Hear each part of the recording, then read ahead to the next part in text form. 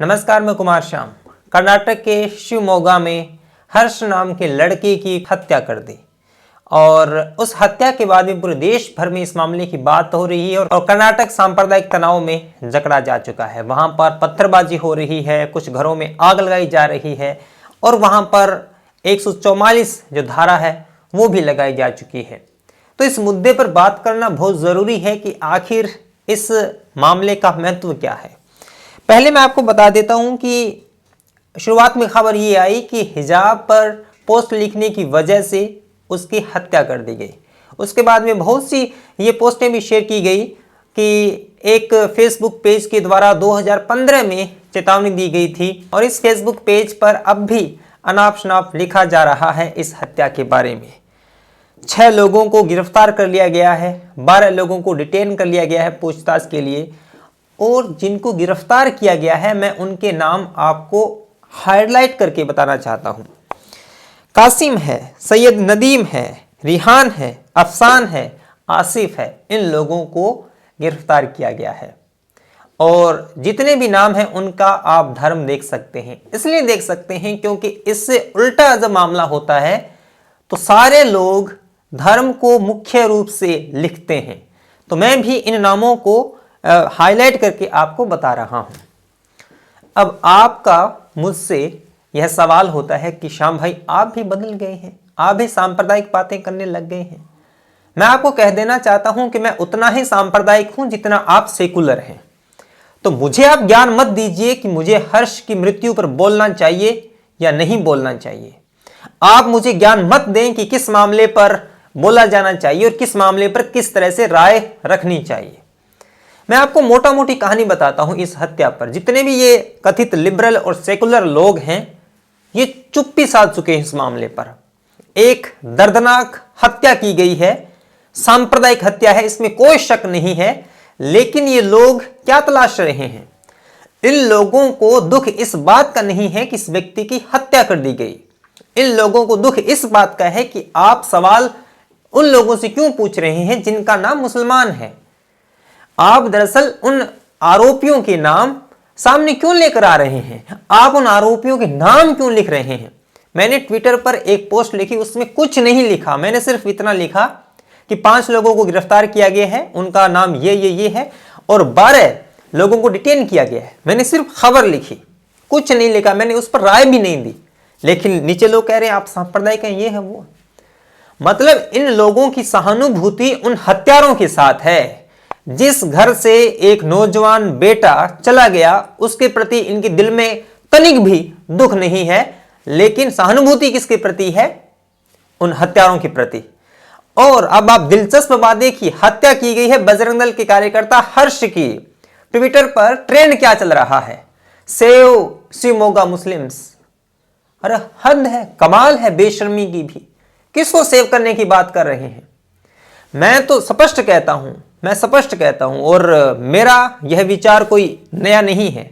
मैं हमेशा कहता हूं कि इन हत्याओं की वजह से, इन सांप्रदायिक तनावों की वजह से आम जन को बहुत नुकसान उठाना पड़ता है, चाहे वो मुसलमान आमजन हो चाहे हिंदू आमजन हो। मैं उनकी बात नहीं करता हूं, लेकिन मैं बात करता हूं ट्विटर पर बैठे उन एजेंडाधारियों की जो इस मामले पर बिल्कुल चुप हैं।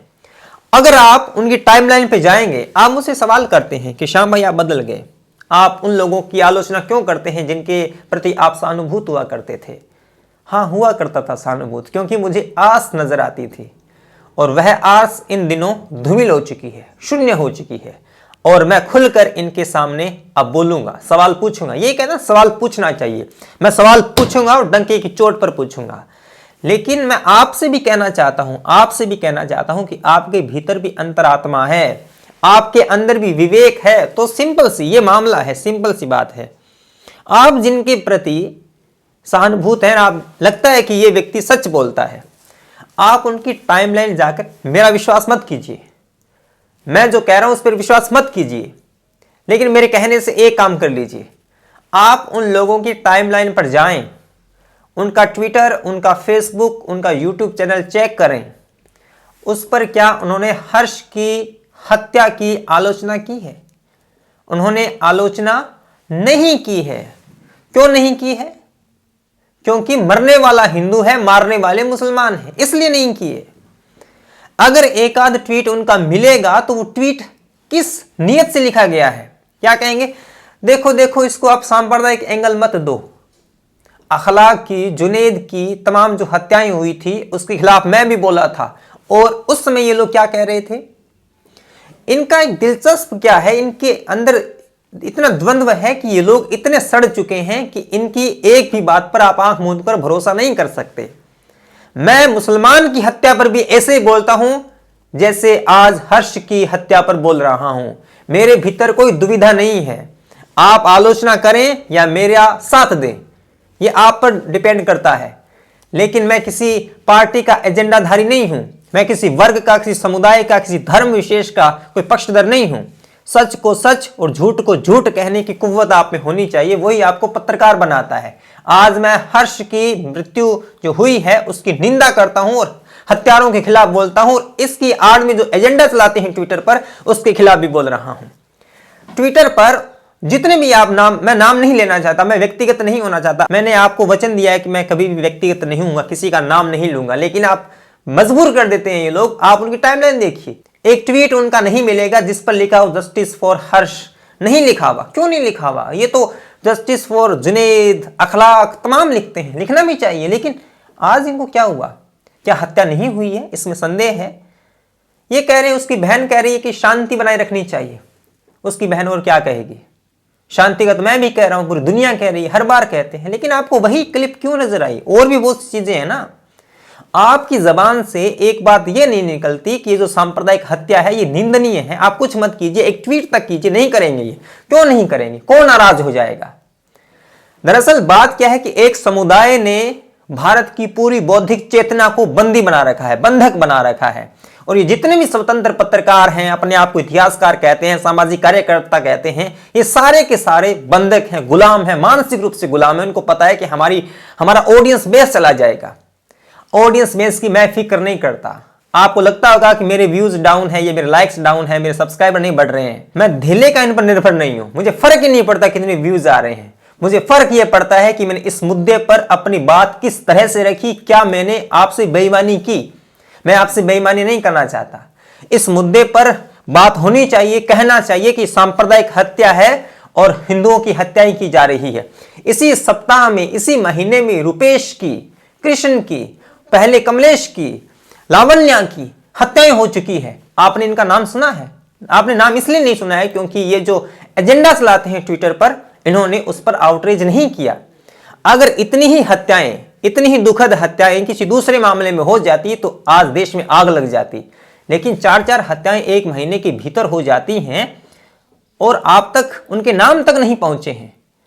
इस पर आपको विचार करना चाहिए। हर्ष को मैं विनम्र श्रद्धांजलि देता हूं और उसको जस्टिस मिलना चाहिए। जितने भी अपराधी हैं उन पर मुकदमा चलना चाहिए, उनको जेल होनी चाहिए और उनको कानून सजा होनी चाहिए।